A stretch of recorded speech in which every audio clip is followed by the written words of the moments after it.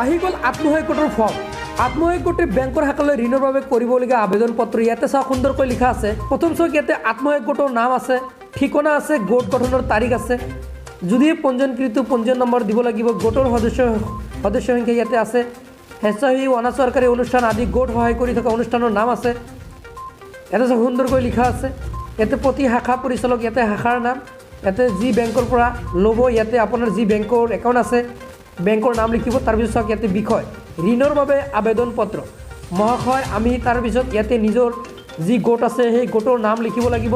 ইয়াতে সুন্দৰকৈ লিখা আছে যে আপোনাৰ যি গোটৰ নাম সেই গোটৰ নাম লিখিব। আত্মসহায়ক গোটৰ যথাবিধি ক্ষমতাৰ ভিতৰত ইয়াতে কিন্তু সুন্দৰকৈ লিখা আছে।